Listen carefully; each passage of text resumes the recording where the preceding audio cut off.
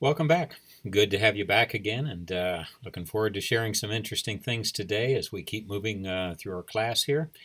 And today we're on a topic that's a very difficult one for me to teach in this particular format.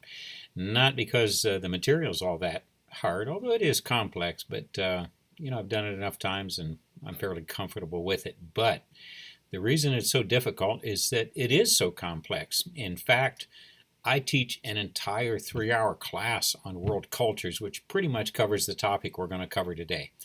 And even in that 3-hour class, I'm just barely scratching the surface of all that we could talk about when we talk about this particular topic, that of world culture and culture shock.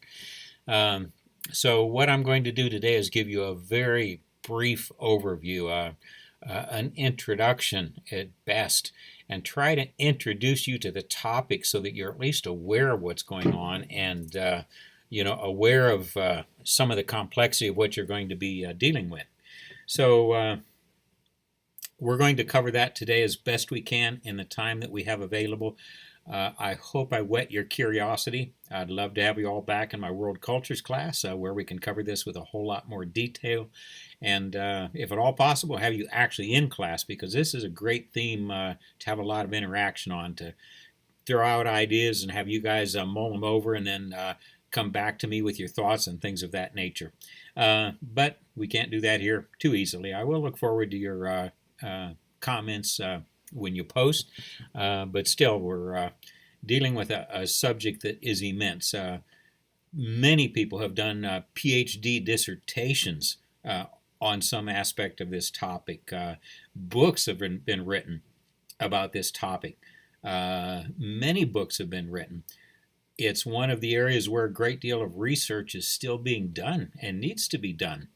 And so for all those reasons, this class is one that there's just so much. Is like, my difficulty isn't having something to say, it's trying to say, what do I need to give you guys to give you that introduction without being overly complex to lose you, yet at the same time not being so simplistic that I kind of pass over this, making it out to be something that's that is far less than what it actually is. So today we're going to be talking just a bit about culture, and then specifically about culture shock. Now I'm going to focus on the concept of culture shock because that's what you'll face if you do go to a mission field. Even something as quick as a 2-week mission trip, you'll probably experience some aspects of culture shock, at least in small amounts. And so we'll talk about that. First of all, what is culture? Culture is the way we do things. It's the way we look at the world around us. Most of culture functions as part of what we would call our worldview, our subconscious, our subliminal way of existing. Culture has been defined sometimes like a pair of glasses. When you put your glasses on, you don't see your glasses. You see through your glasses, and what you see is affected by the glasses that you put on. Now, I don't use glasses to run around campus and drive and that kind of stuff. I'm farsighted, and so I see quite well out at distance. But when I go to read, and since I'm using my syllabus and my class notes here, I wear the glasses when I'm doing the teaching. I put these glasses on, and where without them things kind of look blurry for me and all that. I'd have real trouble reading my syllabus here, but put them on, and all of a sudden everything is clear. And that's what your culture is. Your culture is like this set of glasses that you put on without even thinking about them. You're not aware that they're there, but they make everything around you clear and understandable. Now, what I mean by that? Well, an awful lot of what you do is subconscious, as I mentioned. You got up this morning and you didn't stop to think, now exactly what do I have to do first?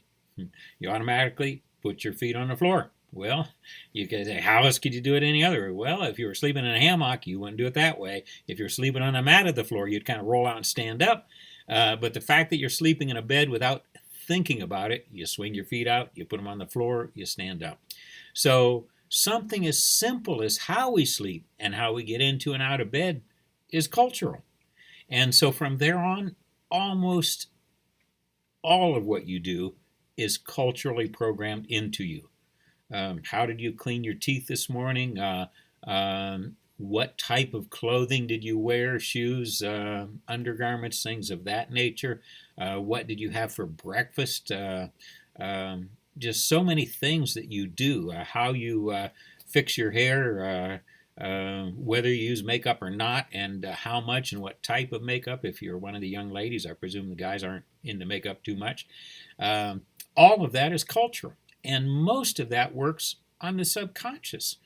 As I say, you didn't think about any of that when you got up this morning. You got up and went through your routine, and you're probably thinking about maybe this class you're going to watch today, or the other classes that you have to go to, or some homework assignment that you're maybe behind on, or something of that nature. Those ideas are what's rattling around in your head up there. But you're not thinking as you go about this everyday routine of what you do. And yet, all of that is cultural. So, as you get up in the morning, you do all sorts of little things that have been programmed into you from childhood. You were first born, your mother and dad carried you around, they dressed you, they bathed you, they fed you, they did everything for you. Little by little, they started transferring that responsibility to you. And as they transferred that responsibility, they transferred along with it the way to do it, the correct way to do it. As a child, you probably remember being told many times, we don't do it that way, or we're not supposed to do that, or that's not how we behave around here, something like that. Now, what was going on? They were programming into you a way to act, and a way to dress, and a way to interact with others, that type of thing. If you all of a sudden are plucked out of this culture and put into another culture, and that's what's going to happen if you go to the mission field, even on a short-term trip. You're going to find out that people in other places do things very differently. Now, we are getting to a point where there's some degree of homogenization of world culture. Everybody watches TV, everybody watches movies, things of that nature, and so for that reason, some of the cultures and some of the traditions are transposed or adopted by other cultures and assimilated and eventually become part of their culture. So all of this affects the way we act and the way we behave and all of that. Now, a year ago, I was in Thailand doing some teaching. I'd been asked to go over there, and I was teaching in one of our Bible colleges that functions over there with the Morse family. And then I was teaching through the Deaf Institute over there to deaf people and that kind of stuff. So I was over there doing this teaching, and they said after my work was finished, well, do you want to do some of the touristy things? Well, not really. I'm not much of a tourist. What do tourists do in Thailand? Well, they take you out and let you ride an elephant. Who cares about riding an elephant? I mean, nobody rides elephants anymore except the tourists. And they only do it when they're paying to do it as a tourist. So why do something like that? So no, I didn't want to do that. Well, what do you want to do? I said, take me down to the temple area of town. We were in Chiang Mai, Thailand. And I said, just drop me off. And I'm going to spend the day down there. And you can come pick me back up in the evening. I'll take care of myself during the day. I'll be okay. I'll be fine. All right. That's what. They took me down. They dropped me off. So I start going through these Buddhist temples and looking around. Now, as a person with a PhD, I've been trained in research. That's one of the things you do when you go for a doctorate degree. So being trained in research, that gave me some tools to go into those places and start figuring out what was going on. But still, I went in as a neophyte, as a person who knew very little about it. Yeah, I'd studied Buddhism and world religions many times. I'd read several books, some of their holy books, things of that nature. And I thought I knew quite a bit about Buddhism. But Thai Buddhism is different from maybe some of your Theravada Buddhism, some of your Himalayan Buddhism, some of that kind of stuff. They have flavors like in Christianity we do. If you'd ever gone to Roman Catholic Church and thought you knew all about Christianity, and then went into a Pentecostal church, you'd say, wow, this is nothing like what I knew about Christianity.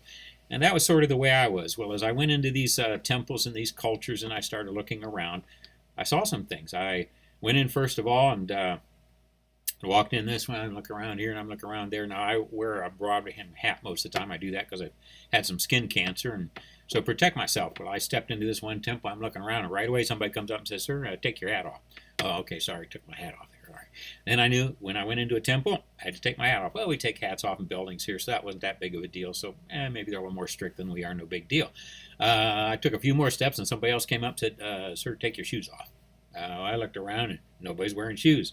I had made the mistake of wearing shoes. They all wear flip-flops or, sandal-like things. They can just kick them off and go in. They don't usually wear socks or anything. And then when they go out, they put them on again, and they're all sitting there at the door. I'm wearing these tie shoes, so I got to get down on time and take them off and everything, and I go in. Well, I do all this stuff. Well, I got into this one temple, and they had all these scenes painted around the top of the temple, kind of like, the Sistine Chapel for Christianity over there in Rome. And they were all these stories from the life of Buddha. But they were very old. This was an ancient, ancient temple, and it was kind of decrepit and everything, and they were in the process of restoring it. Now, as they restored it, they were changing it. Now, what do you mean? Well, they had all these this frieze up there with all these pictures on it. And I noticed in all the old pictures, the women were wearing skirts and nothing else. They wore nothing from the top up because back in the 15, 16, 17, 1800s in Thailand, that's the way people dressed over there. Men and women both wore a skirt-like garment, and that was it.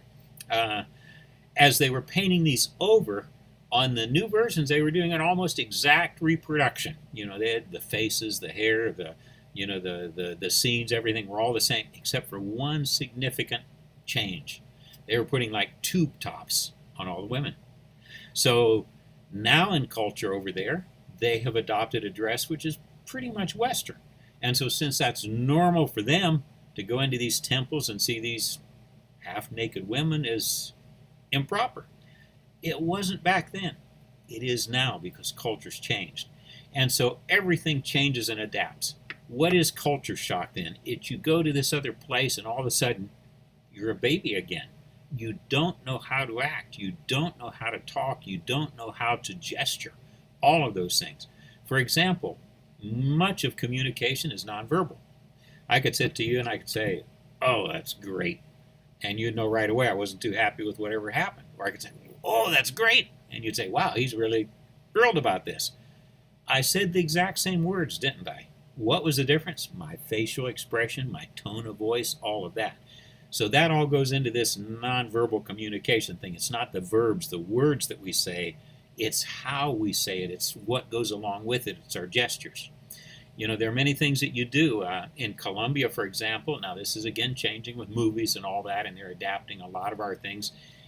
They don't do some of the things that we do. For me it's difficult, but see if I can do it here. It's pretty common in America, we say, "Oh, that's okay," or something. We'll pretty commonly put, our thumb and our forefinger together like this.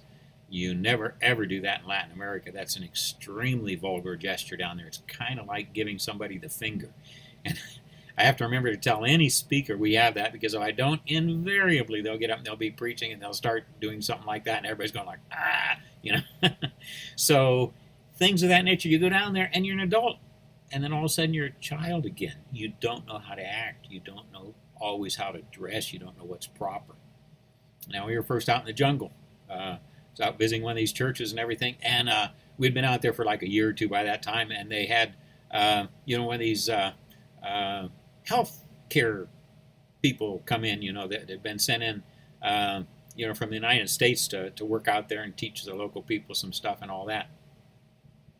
And this young American nurse was out there in their health post for a few weeks or something, trying to teach them some of the things that they have to do. Well, the Christian said, "Oh, there's a gringa in town, and all that." Well, we were gringos too, but they were talking about. I'm just sitting there listening. And as they're talking about this lady, one says, "Oh, is she a Christian?" Dale and his wife are Christian, so maybe she is. And the one person in there said, "No, she's not a Christian." And their person says, "No, she's not." I said, No, she's not a Christian." Says, "Okay, well, what makes you think she's not a Christian? How do you know? What'd she do? What'd she say?" And this girl leans up. She says, "She's wearing makeup. She's wearing makeup. That means she's not a Christian." Well, in their culture at that time, the only women that wore makeup were the prostitutes. And so the fact that this girl was wearing makeup in their mind meant that she was sexually immoral, that she was lascivious. And so for that reason, they said, "No, she's not a Christian." I'd been sitting there listening to this. I wasn't talking or saying anything. I just listened to their conversation. So I interjected myself for a moment. I said, "Wait a minute. That doesn't always mean up there that you're not Christians." "Well, how could a Christian wear makeup? I mean, Christians don't wear makeup. I mean, Jezebel wore makeup." They'd read the Bible enough to see where Jezebel painted her eyes at once and all that. So they just could not comprehend that a person could be a Christian and wear makeup.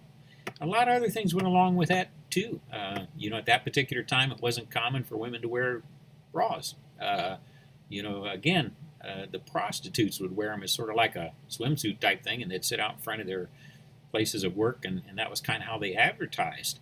But the poor country people couldn't afford it. They didn't have it. They didn't use it.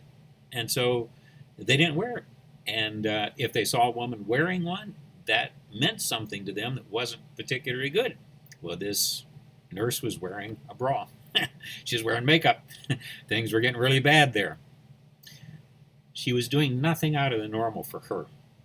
But in that culture, she was doing a lot of things out of the normal, out of what was expected of her. And she was unwittingly transmitting an idea that was far from accurate. So when we talk about culture shock, what are we talking about? You go into this other country and literally you become a child again. You don't know how to behave. You don't know how to act. You don't know how to eat. You don't know what to eat. You don't know what's right and what's wrong.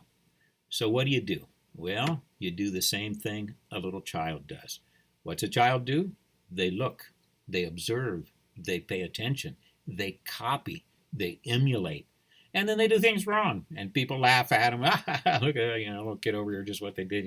Picked up their spaghetti with their hand, whatever. We laugh at them, and the child, little by little, learns. Oh, I don't do that. I don't do the other, and they'll laugh at you, and you just have to laugh right along with them, and you have to figure out why they're laughing, and then you have to say, I don't want to do that again. And then little by little, you become culturally adept. You become what's called a third culture person. You're never ever going to be fully, in my case, Colombian. Now, I'm never going to be 100% Colombian.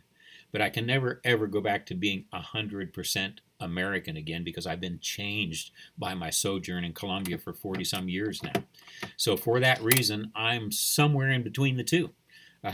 My wife always used to say, hey, you're more Colombian now than American. Well, maybe I am, maybe I'm not. When I'm up here, I tend to become more American again. When I get down there, pretty quickly, I start sliding back into my Colombian way of talking, of doing, of thinking, and everything.